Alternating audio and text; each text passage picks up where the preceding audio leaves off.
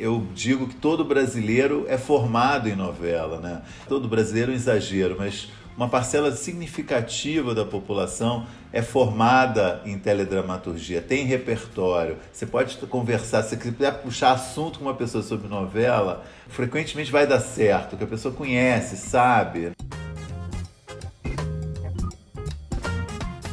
Ao longo de sua história, a novela brasileira teve autores icônicos.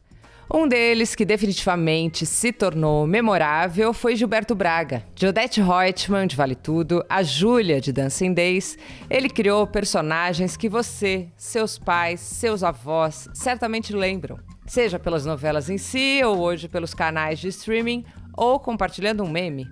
A minha conversa de hoje é com Maurício Sticer, jornalista, colunista da Folha, onde ele escreve sobre televisão há mais de uma década. Sticer acaba de lançar a biografia Gilberto Braga, o Balzac da Globo, pela editora Intrínseca, em coautoria com Arthur Chechel. Eu sou Luara Calvenic e este é o podcast da semana.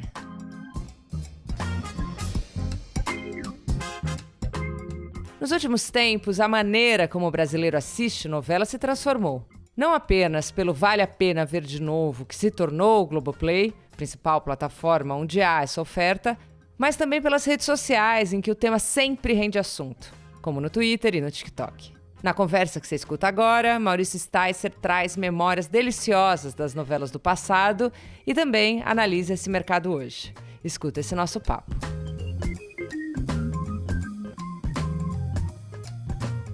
Maurício, obrigado por estar aqui com a gente hoje. Prazer enorme falar com vocês. Que legal. E parabéns pelo seu livro, né? Gilberto Braga, o Balzac da Globo. Deve ter sido muito legal fazer esse livro, especialmente ali nesse trabalho conjunto, né? De um jeito diferente, mas é um trabalho conjunto. Exatamente. É uma tabelinha. Obrigado, realmente.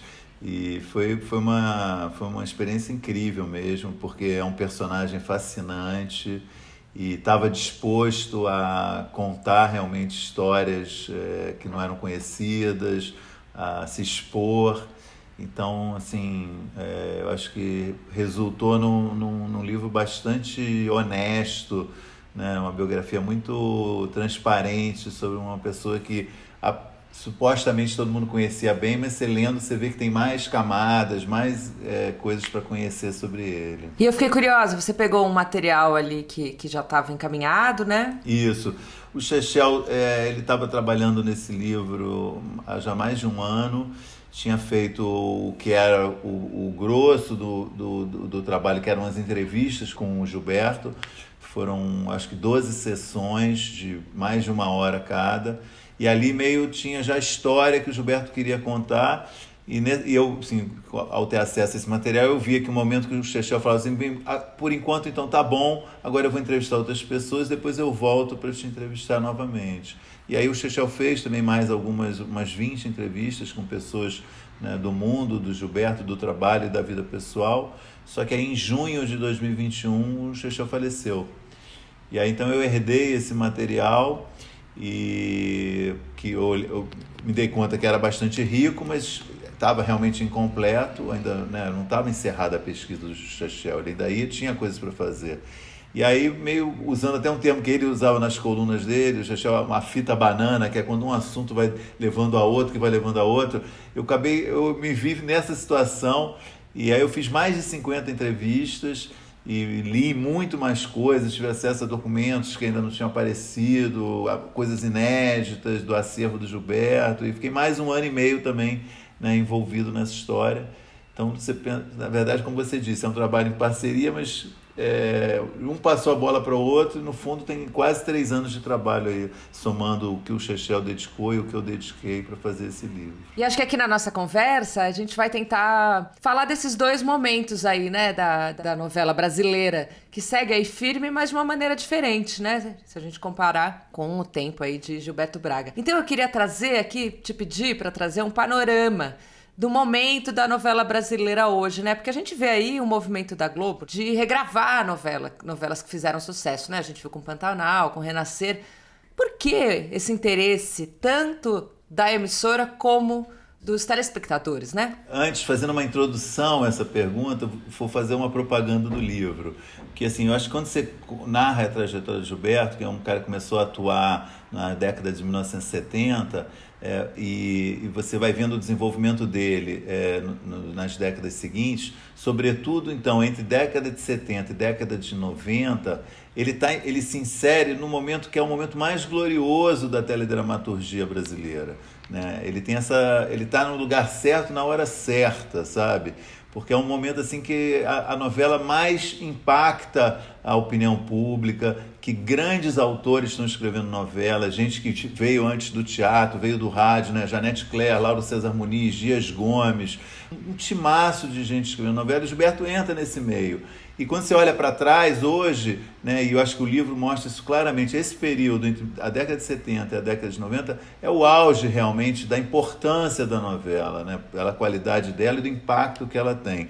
Então a sua pergunta, eu digo que isso é uma introdução à sua pergunta, porque de fato ficou, né, quando você olha para trás, hoje, talvez tendo aí que é um momento de, vamos chamar assim, de crise, porque está em profunda transformação. Crise não no sentido negativo, crise no sentido de transformação que a gente está vivendo, né, dos hábitos de assistir televisão, dos hábitos de consumo audiovisual. É natural você olhar para trás e tentar entender e ver o que tinha de bom lá atrás, né? Não é a primeira vez que a gente vive ondas de remakes, mas, de fato, nesses últimos anos está havendo talvez a gente possa chamar até de excesso, realmente. Está vendo muito remake. Que eu acho que se explica isso. Porque novela, Luara, é uma coisa muito arriscada. Você não consegue prever quando uma novela vai dar certo, sabe? Não é ciência. É uma conjunção de fatores, é o momento que ela foi exibida, é o conjunto dos assuntos que ela trata, é o elenco, é uma estrela que está mal escalada, ou uma estrela nova que ninguém conhecia, que está muito bem escalada. Enfim, não é ciência. Às vezes dá certo, às vezes não dá certo.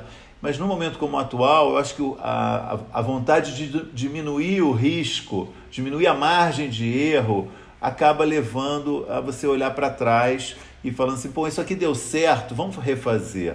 Né? Essa novela que deu certo na década de 90, deu certo na década de 2000 ou na década de 80, então vamos refazer. Exatamente, não é que está sobrando dinheiro para você simplesmente começar uma coisa nova que pode não dar certo, né? Exato, mas não quer dizer que fazer o remake dá certo. Né? Então isso é que é uma questão interessante, porque tem remakes que dão certo, tem remakes que não dão. Mesmo agora a gente olhando, né? Pô, Pantanal foi um negócio maravilhoso, foi um remake que super deu certo, as pessoas amaram, a audiência da Globo foi ótima. Elas por Elas está sendo reexibida agora no horário das 6. Não deu certo, né? Quer dizer, está indo lá, enfim, as pessoas têm o seu público, mas não é o que a Globo esperava. Por quê? Enfim, aí entra num terreno de também um pouco de especulação, de achismo, mas o básico é que nem todo remake dá certo, né? No livro eu conto que na década de 90 sugeriram ao Gilberto fazer um remake de Dancing Days, né? Que tinha sido o primeiro grande sucesso dele. E ele também tinha vontade de fazer, só que ele queria fazer um remake no horário mais tardio, porque ele achava que a novela, ele podia tornar a novela melhor fazendo um remake de Dancing Days, sei lá, às 9 ou às 10 da noite. A Globo queria que ele fizesse um remake às 6 da tarde. E ele falou para, na época, a executiva principal da Globo, que era a Marluce Dias, falou, não, às 6 não dá para fazer essa novela, essa é uma novela adulta, é a história de uma mulher que, de certa forma, é quase como se fosse uma prostituta, que quer se dar bem na vida para depois recuperar a guarda do filho, não vai dar. Então, e ele convenceu ela a não fazer um remake das 6, porque ele sabia que ia dar errado. E tinha ocorrido um pouco antes uma experiência de um remake de uma novela da Janete Claire, nesse horário, uma novela que era uma novela das 8, no horário das 6, não deu certo naquela época. Então, não é simples também essa equação, sabe? É um negócio... Tem muitas variáveis. Talvez ele quisesse fazer um Dancing Days ali mais intenso do que nunca, né? Acho que seria incrível, realmente. Era essa a intenção, exatamente. Ele revia, ele via erros. Foi a primeira novela das 8 dele. Então ele tinha uma certa frustração. Ele achava que não foi bem em alguns personagens, em algumas histórias. Ele queria tornar a novela mais forte, né? Mais dramática, né? E, enfim, então ele falou, não dá para fazer isso no horário das 6. né? Então essa é uma das questões também que você leva em consideração. Qual é o horário certo para uma novela, né? Enfim, tem muita subjetividade, sabe, envolvida, e por isso você tem que ter um pouco de compreensão. Quer dizer, eu acho justo tentar, né? Também tem gente que fala assim, vai dar errado. Não dá para dizer isso, sabe? Sair já criticando antes, quando você vem com uma ideia de um remake, enfim. São muitas variáveis. E Maurício, a gente falando aqui sobre remake, me vem a ideia também de que quando você faz um remake, de alguma maneira, você assume que aquilo é um clássico da produção nacional, né? Um texto base que pode sim ser usado como uma peça de teatro, em diferentes montagens. Isso é muito nobre também, né? Exatamente. Eu acho que a novela, a presença da novela na vida do brasileiro, né, nos últimos, vamos dizer, 50 anos, é uma coisa muito forte, né? Eu digo que todo brasileiro é formado em novela, né? Todo brasileiro é um exagero, mas uma parcela significativa da população é formada em teledramaturgia, tem repertório. Você pode conversar, se você quiser puxar assunto com uma pessoa sobre novela, frequentemente vai dar certo, que a pessoa conhece, sabe. Então, tem novelas que ficaram mesmo na memória e outras não. Mas, às vezes, uma novela que não ficou na memória poderia também voltar. Mas é exatamente isso que você falou, quer dizer, a novela tem um status, né, para uma parte do público. Então, quando você fala, vamos fazer um remake de Renascer, né, que é o que está tendo agora, tem uma aceitação geral, porque é uma lembrança, para usar um termo dos marketólogos, o recall é muito bom, né? Quer dizer, as pessoas têm uma lembrança muito boa daquilo, né? Uma lembrança que se emocionaram, que se divertiram com aquilo, que os atores foram incríveis, que o texto era bom. Então, vamos. Ela é tratada, você vê como a Globo vendeu a novela, exatamente como você falou, é um clássico, né? Ela tem esse status, né, de um clássico. Agora, se isso vai dar certo ou não, é outra questão. Aparentemente, assim, a primeira fase está dando super certo, novela maravilhosa, a audiência está boa. Agora tem será que a segunda fase vai ser tão boa quanto a primeira? Sempre tem essa, enfim, a gente não sabe, mas eu acho que você deu uma boa definição mesmo. Eu acho que o remake mostra o status da novela, sabe? Quando você escolhe um título para relançar, você está reconhecendo que isso é uma coisa que já faz parte de um acervo, né? Já faz parte tem um status diferente. De certa forma, o Globoplay também entendeu isso, né? Primeiro, por não ceder os direitos de nenhuma novela para outras plataformas de streaming, nunca. Desde do início, assim, quando a Netflix começa com uma atuação mais agressiva de produção e de licenciamento, anos 2012, 13, ela tentou várias vezes que a Globo licenciasse novelas, a Globo se recusou sempre, por entender que isso era um patrimônio dela. Eu acho que isso foi um grande acerto da Globo. E agora, assim, nos últimos anos, sobretudo esses últimos 2, intensificou muito a publicação de novelas antigas no Globoplay. Quer dizer, entendendo que isso é um patrimônio que vai atrair assinante, que vai manter gente mais tempo dentro da plataforma, né? Só também confirmando isso que você falou, quer dizer, a novela ela tem um status no Brasil muito alto mesmo. Ainda tem. Dia desses eu tuitei, estava assistindo Renascer, eu falei assim, escrevi assim, como é bom ter uma novela legal para assistir, sabe? Tem uma coisa de entretenimento mesmo, você está em casa, né? Terça-feira, 9 da noite, óbvio, tem várias outras opções, mas essa é uma opção, entra de graça na tela de todo mundo, na casa de todo mundo, você está vendo e é uma coisa boa, tá? Tem emoção, tem suspense, tem atuações incríveis. Por que você não vai... Não, é um prazer, eu acho um prazer, né? E você não gasta tempo escolhendo, né? Que isso é uma coisa muito chata do streaming, né? O excesso. É uma coisa chata, mas é também um dos atrativos, né? Eu acho que isso é uma das coisas que acirra a competição, coloca a televisão sob pressão, de certa forma, e é o que obrigou todas as grandes redes, né, no Brasil e fora do Brasil a criarem plataformas de streaming de qualidade, né? Quer dizer, as concorrentes da Globo, nesse sentido, as concorrentes brasileiras da Globo estão muito atrasadas, né? A Globo, acho que a plataforma de streaming dela está concorrendo com as plataformas estrangeiras que entraram no Brasil, né? Que é justamente isso, você oferecer o cardápio mais amplo possível. tentando atingir diferentes nichos, né? Que você tem uma programação que tem a programação para criança, para adolescente, para jovem adulto, para idoso, para gente que gosta de suspense, comédia. É uma equação também super complicada, mas é justamente essa expectativa do cara que vai assinar, né? De encontrar ali naquele cardápio imenso o que ele gosta. Por outro lado, cria isso que você falou, mas às vezes uma angústia de o que eu vou escolher para ver, o que eu vou ver. O que cria, eu acho também hoje mas isso vai fugir um pouquinho da nossa conversa, mas só ficar o registro, eu acho que é um dos desafios também do jornalismo especializado nessa área, do jornalismo especializado em televisão, especializado em streaming, que é a curadoria, né? Eu acho que isso também é uma coisa mais ou menos... Porque sempre teve, você olhava, tinha a coluna de filmes da TV do Inácio Araújo na Folha, que te dava dicas diárias, sempre teve isso. Mas eu acho que hoje ainda tem coluna assim na Folha e em outros lugares. Mas mais que isso, acho que é um momento, tem um espaço para uma boa curadoria de conteúdo, sabe?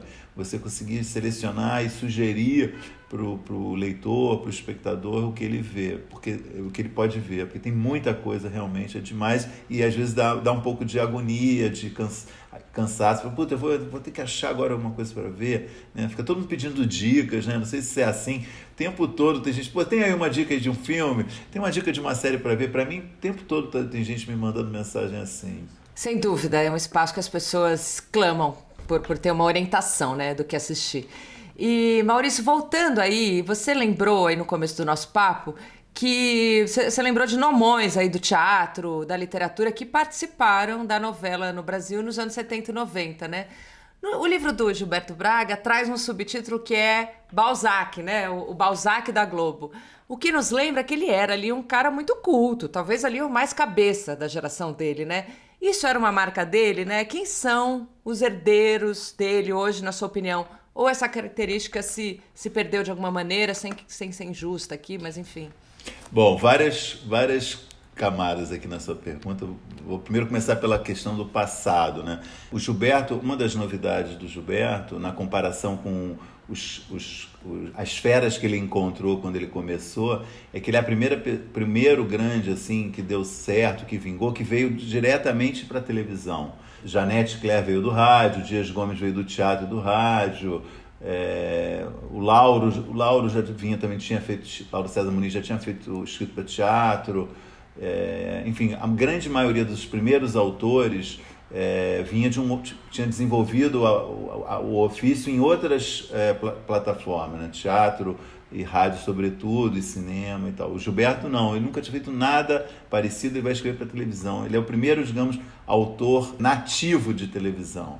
Então isso é o primeiro que deu certo, né? Talvez outros tenham tentado, mas ele realmente é o primeiro que vinga como um cara, e ele só escreveu para televisão. Então, ele não tem uma obra que ele fez aquilo para o rádio ou para o teatro. Então, eu quero dizer isso na comparação porque, por exemplo, Dias Gomes, Lauro César Muniz e outros eram também muito cultos, tinham formação sólida. O Gilberto não é o primeiro cara com uma formação rica, assim, tão rica. Mas ele tinha, primeiro, uma paixão pelo cinema enorme, ele conhecia tudo do cinema dos anos 50, 60.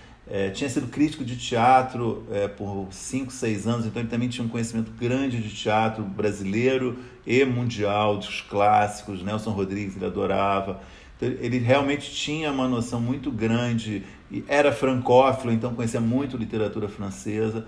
É um cara realmente bem formado para essa tarefa. Aí a gente chega no Balzac, né? Por que o Balzac? Fazendo a pesquisa para o livro, eu tive acesso a coleção de recortes de jornal do Gilberto. Ele pagava uma empresa de clipping para selecionar tudo que saía sobre ele.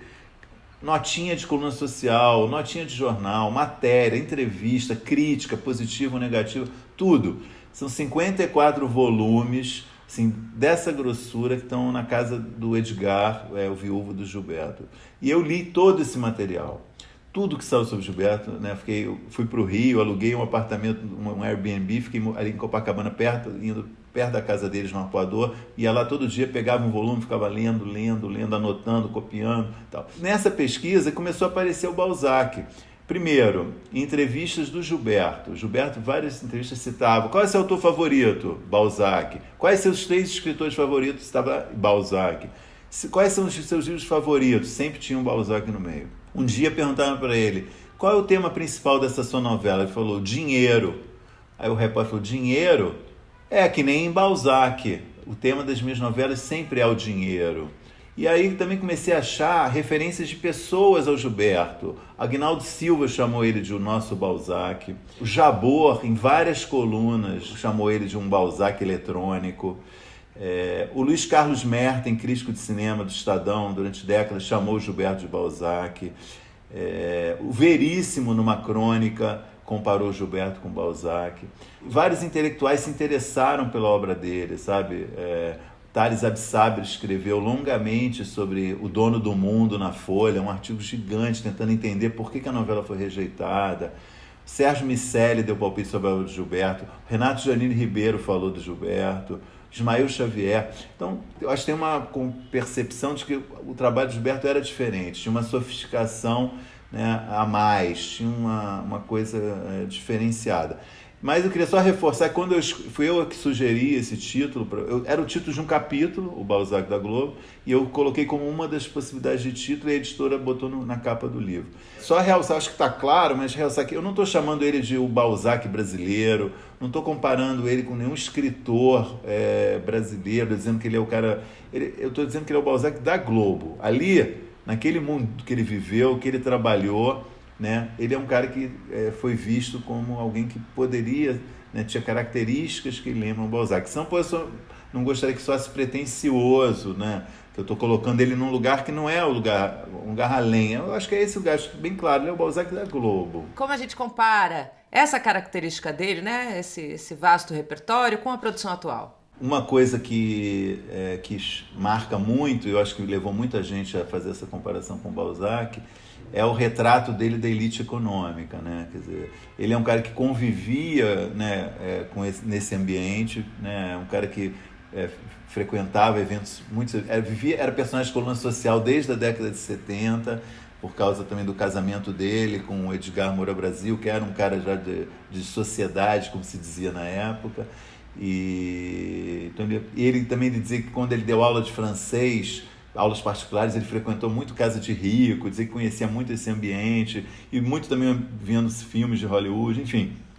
Ele retrata isso de uma forma muito boa e bem, e ao mesmo tempo que ele é crítico, eu acho que ele não é rancoroso, não é... Por exemplo, o capítulo sobre Água Viva é uma coisa curiosa, um monte de rico falando assim, o Gilberto retratou muito bem os ricos, eu não me identifico, mas eu sei de quem ele está falando, as pessoas sempre falam assim, ele não está falando de mim, mas... né? Então isso é um sinal de como ele retratou isso. O Boni fala sobre isso também, compara ele com Dias Gomes e com Lauro César Muniz, ele fala, eles também entendiam, mas o Gilberto não é maniqueísta, o Gilberto tinha uma coisa mais, talvez fosse um jeito mais suave de retratar esse universo. Enfim, isso eu acho que é uma característica importante, né, do trabalho dele, que tem a ver com essa brincadeira aí do Balzac da Globo. Eu acho hoje, assim, da nova geração, é difícil falar, é um sucessor, mas eu acho que quem talvez que eu mais lembre, né, que eu digo, tem traços e que eu acho que pode ir nessa direção, é o João Emanuel Carneiro. Né? Eu acho que o cara tem várias novelas já muito bem sucedidas, acho que é um ótimo autor. Avenida Brasil, mega sucesso, e mesmo novelas que não deram tão certo, que são impactantes, Regra do Jogo, enfim, Todas as Flores, né, que é uma que foi direto para o streaming, depois a Globo exibiu na TV aberta, e que vai fazer, eu acho que ainda esse ano, a próxima novela, acho que a novela que vai suceder Renascer, se eu não me engano, vai ser uma novela do João Emanuel. Eu acho que é um cara, tem um refinamento também, o texto dele é muito bom, ao mesmo tempo tem essa coisa do melodrama, como não nega o melodrama como Gilberto não negava. Enfim, eu diria, se eu tivesse que dizer um nome, né, de um autor que está no mesmo galho da árvore que o Gilberto, né, porque eu acho que isso é uma grande árvore, que tem galhos que vão para todas as direções, tem todo tipo de autor, né, estilos, E isso não quer dizer que outros não sejam tão bons quanto, mas eu acho que o estilo lembra um pouco, você pode comparar um pouquinho com o do Gilberto ou o João Emanuel Carneiro. E Maurício, hoje ali os caminhos de uma novela, eles podem ser adaptados a partir do movimento das redes, né? A gente vê isso. Mas antes isso existia, né, em algum nível. Em Vale Tudo, a gente vê que a decisão ali sobre quem era a assassina de Odete Roitman aconteceu ali no mesmo dia da exibição, né? Você sente que essa característica de obra aberta, né, que ela é típica dos folhetins, era usada com mais parcimônia no passado, né? E como isso prejudica ou favorece as obras atuais? Olha, isso realmente é o grande diferencial, né, da novela, essa possibilidade de ser obra aberta. É o que, de certa forma, vou colocar aspas nisso, desvaloriza o gênero na comparação com outros gêneros, né, como o romance ou uma peça de teatro. Porque você tem a possibilidade de escrever ao gosto do espectador à medida que o espectador vai assistindo a sua novela.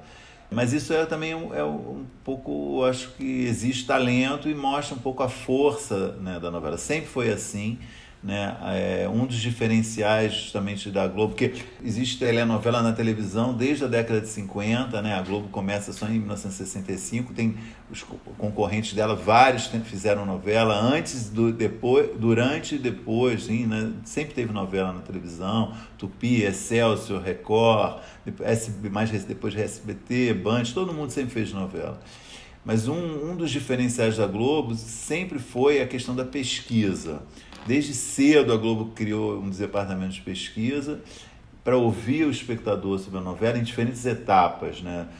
Tem uma primeira pesquisa, sempre ocorre ali entre a terceira e a quarta semana da novela, e essas pesquisas acabaram sendo guias, pesquisas qualitativas, acabaram sendo guias para a emissora e, de certa forma, para os autores. Nem todos gostam de mudar os seus enredos em função da pesquisa. Mas em casos graves, quando se percebe uma rejeição muito forte a um personagem, a uma trama, é difícil um autor não se sujeitar à recomendação de que, olha, precisa mexer nisso aqui porque está dando rejeição. São inúmeros os casos de salvamento de novela, também uso salvamento entre aspas, né, de outros autores que são convocados, às vezes mais experientes que o autor do que está numa novela, que está fazendo a novela, que são convocados para ajudar a retomar o caminho, o sucesso e tal. Então isso não é uma coisa atual, sempre teve. É a sala de roteiro, né, Maurício? Isso foi um pouco isso foi até uma invenção, entre aspas, do Gilberto, porque ele escreveu Dancing Days sozinho, acabou Dancing Days e ele falou, nunca mais quero escrever uma novela, não aguento isso aqui, é insuportável. E aí um dia ele perguntou pro Daniel Filho, será que eu posso pedir ajuda para alguém? Aí o Daniel falou assim, fala com o Boni. Aí ele foi falar com o Boni falou, pô, claro, eu nunca fiz isso porque ninguém nunca pediu, lógico que você pode escrever com mais alguém. E aí ele convidou o Manuel Carlos para ser coautor de Água Viva, e isso dá início a um novo sistema que foi se desenvolvendo. Ele fez novela às vezes com 5 colaboradores e foi crescendo, e de certa forma eu digo que ele é meio um precursor da sala de roteiro, porque ele criou, e aí hoje quase todo autor quando escreve tem um time de colaboradores, mas normalmente quando tem a necessidade, entre aspas, de um salvamento, aí é alguém que de fora dessa equipe que vem com um olhar de fora para tentar ajudar, ou alguém com mais experiência. Aconteceu bem recentemente agora com Fuzue, né, a novela das 7, que estava tendo dificuldades com a audiência, tinha uma certa rejeição, algumas tramas, e o Ricardo Linhares foi convocado, já um autor super experiente, foi convocado para coordenar e ajudar a mexer na novela, mudar, e a novela eu acho que deu uma recuperada. Então, isso é uma coisa. Outra coisa que você falou de rede social, né, quando você falou, já tinha um pouco... Assim, eu acho que realmente as redes sociais amplificaram a repercussão, a discussão pública sobre novela, mas ela sempre ocorreu. Exatamente o caso que você citou Quem Matou Odete Roitman, Quem Matou em várias outras novelas, sempre foi assunto de jornais, de rádio. É que as mídias eram um pouco mais restritas do que hoje é uma rede social, mas as novelas sempre foram discutidas publicamente. Esse Quem Matou Odete Roitman estava fazendo tanto sucesso a novela, tanto sucesso, que a Globo aceitou fazer uma ação comercial com uma fabricante de sopa em pó. E aí era um concurso, as pessoas compravam, acho que o produto, enviavam um cupom, E ele dizia quem matou, colocava no botão quem matou, e depois ia ser sorteada a pessoa que acertou. Entre os que acertaram, alguém ia ganhar um prêmio de dinheiro, ganhou um prêmio de dinheiro altíssimo. Então, não podia vazar, que se vazasse a Globo ia ter um prejuízo, a patrocinadora ia cancelar o negócio. Então isso foi realmente um sigilo mantido, foi realmente guardado às 7 chaves. A decisão foi tomada, eu vi especulação geral. O Datafolha fez uma pesquisa, a Folha publicou, quem que você acha que matou Odete Roitman? Né? Saiu assim, eu acho que quem matou foi fulano, cicrano e tal.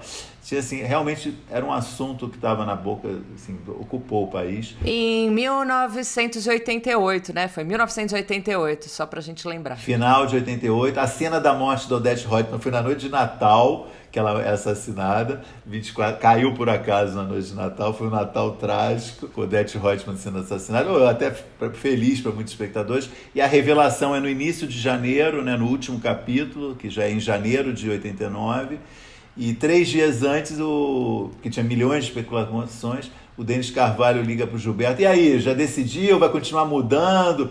Aí o Gilberto fala, não, já decidi sim. Aí o Denis, quem é? Aí o Gilberto fala, quem você acha que é a personagem com mais cara de louca que tem no elenco? Aí o Denis fala, Cássia Kiss, essa mesmo. E aí o Aguinaldo Silva é avisado disso, e aí o Aguinaldo Silva ainda acrescenta, não dá um tiro só não, descarrega o revólver. E aí essa cena foi gravada de manhã, no dia da exibição do último capítulo. Quando os atores receberam para gravar o último capítulo, alguns dias antes, o capítulo veio sem essas páginas, as páginas da revelação do crime, para ninguém saber. Os autores até pediram desculpas aos atores, porque eles estavam recebendo o capítulo incompleto para manter o segredo. Essa cena foi gravada de manhã, assim, acabou assim, na hora do almoço, início da tarde, e aí foi realmente mantido o segredo e foi ao ar só à noite. Se bem que hoje em dia, com redes sociais, se essa cena fosse gravada 1h, acho que às 2h já ia estar circulando nas redes sociais, né? Mas em 1988, 89 ainda deu para manter o segredo. Não, imagina essa véspera de Natal, né? Acho que deve ser uma memória icônica na cabeça do brasileiro que participou, que esteve nessa virada aí de Natal. Catártico, mataram a Odete Roitman no Natal. E quando ela é assassinada, o Globo, né, fez uma matéria sobre o enterro da Odete Roitman. Na primeira página, como se fosse uma notícia, meio brincando. Você entendia que aquilo era uma brincadeira, mas saiu uma matéria como se fosse notícia mesmo, sabe?